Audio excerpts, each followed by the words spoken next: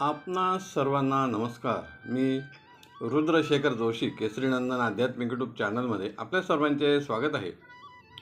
आज आपण हे व्हिडिओ जाणून घेऊया, घरासमोर असलेल्या तुळशी वृंदावनास अखंडपणे नियमाने प्रदक्षिणा मारण्याचे श्रेष्ठत्व काय आहे. फार पूर्वी उरगाक्षी नावाचे नगर होते. तेथे सुशील नावाचा राजा राज्य करीत होता. त्याच्या पत्नीचे नाव होते सुशीला. त्यांना एक कन्या होती. तिचे नाव होते देवसेना. आपली कन्या 12 वर्षाची झाली असून आता तिचा विवाह करायला हवा असे तिच्या मातापित्यांनी ठरवले. तिच्या संमतीने त्यांनी तिचे स्वयंवर ठरवले. त्यासाठी आजूबाजूच्या राज्यातून अनेक युवक, राजकुमार, राजे, इतकेच काय ऋषी देखील आलेत. तिने सर्वांना एकच प्रश्न विचारला, श्वेतद्वीप आपण पाहिले आहे का?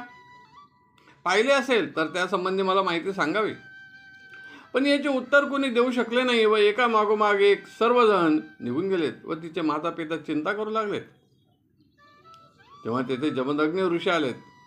तिने त्यांना देखील तोच प्रश्न विचारला आणि त्यांनी होय उत्तर दिले. तिने सांगितले, आतापर्यंत मी अनेकांना हा प्रश्न विचारला पण कुणीच याचे उत्तर दिले नाही.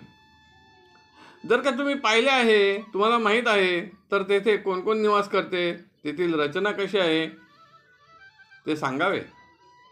त्यांनी सांगितलं, मला माहीत नाही. मी यासाठी होकार दिला की तुला माहीत आहे का? तुला माहीत असेल तर सांगावे. तितक्यात तेथे देवदत्त नावाचा ब्राह्मण आला. त्यास देखील तिने तोच प्रश्न विचारला. त्याने सांगितले, मी श्वेतद्वीप पाहिले आहे. देवसेनाने विचारले, मग ते कसे आहे, तेथे कोण निवास करते ते सांगावे. देवदत्त ब्राह्मणाने सांगितले, मी जे सांगतो ते ऐकावे. तेथे भगवान नारायण निवास करतात. ते मंदिर 100 योजने मोठे आहे. सर्व ठिकाणी नवरत्ने लावून खांब, मंडप, द्वार सुशोभित केलेले आहेत. तेथे 8 मंडप आहेत, 8 द्वार आहेत. तेथे सर्व दिशांचे दिक्पाल सेवा करण्यासाठी हजर आहेत. गंधर्व गायन करतात. गरुड द्वारी उभा आहे. तेथे निवास करणारे सर्व प्रजाजन तुळशीचे पूजन, अर्चन, प्रदक्षिणा अखंडपणे नियमाने करीत असतात. हे विशेष.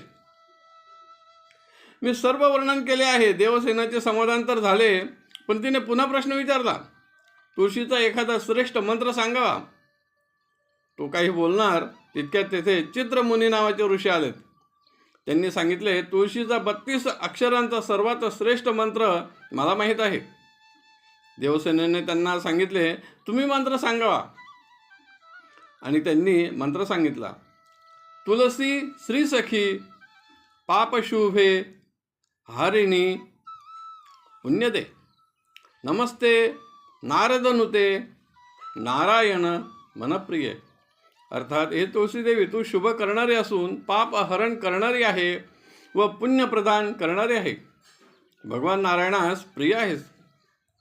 नारद मुनींसहित सर्वजण तुला वंदन करतात. मी देखील तुला वंदन करीत आहे. देवसेनेने सांगितले, हे देवदत्त, तू मला तेथे घेऊन चलावे. मी तुझ्यासोबत येण्यास तयार आहे. देवदत्त तिला खरंच श्वेतद्वीपावर घेऊन गेला. तिने तेथे भगवान विष्णूंचे सुंदर मंदिर पाहिले. त्या समोर मोठे, उत्तम व सुशोभित असे तुळशी वृंदावन पाहिले. भगवंतास नमस्कार केला. तुळशी मातेस नमस्कार केला आणि आपल्या लौकिक देहाचा त्याग केला.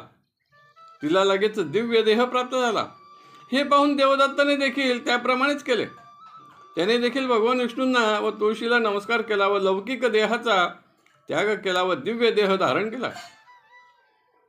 दोघांनी नारद मुनींना नमस्कार केला. तितक्यात जमदग्नी ऋषी तेथे परत आलेत. नारद मुनींनी सांगितले, हे ऋषीवर, आता देवसेना व देवदत्त यांनी दिव्य देह धारण केलेला आहे. तुम्ही त्यांची इच्छा पूर्ण करावी. त्यांचा विवाह येथे लावून द्यावा. जमदग्नी ऋषींनी त्यांचा विवाह तेथे लावून दिला. तेव्हा दोघेही जण आनंदी झाले. देवसेनाने विचारले, हे ऋषीवर, मी आता सौभाग्य वृद्धीसाठी काय करावे, कोणते व्रत करावे? त्यांनी सांगितले, अखंड सौभाग्य प्राप्तीसाठी रोज नित्य अखंडपणे तुळशीचे पूजन अर्चन करावे. तुळशीस प्रदक्षिणा माराव्यात. स्त्री असो पुरुष असो दोघांनाही याचा समान लाभ प्राप्त होतो. दीर्घायुष्य प्राप्त होते, असे जमदग्नी ऋषींनी देवसेना व देवदत्त यांना सांगितले. त्यांनी तुळशीचे व्रत पूजन करण्यास होकार दिला व नित्य नियमाने तुळशी पूजन करीत पुढील आयुष्य सुखाने जगू लागलेत. एक दिवस नारद मुनी उरगाक्षी नगरात आलेत.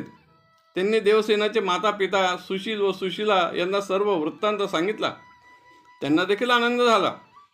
नारद मुनींनी सांगितले, तिच्या पुण्याईने तुम्हाला देखील वैकुंठ लोक प्राप्त होईल. पुढे त्यांना देखील वैकुंठ लोक प्राप्त झाला. ही कथा स्कंद पुराणात तुळशी महात्म्य अध्याय 7 मध्ये वर्णित आहे. आपणास आवडली असेल तर जरूर लाईक करा, शेअर करा आणि व्हिडिओच्या खाली असलेल्या सबस्क्राईब शब्दावर जरूर क्लिक करा. धन्यवाद. नमस्कार. जय केसरी नंदन.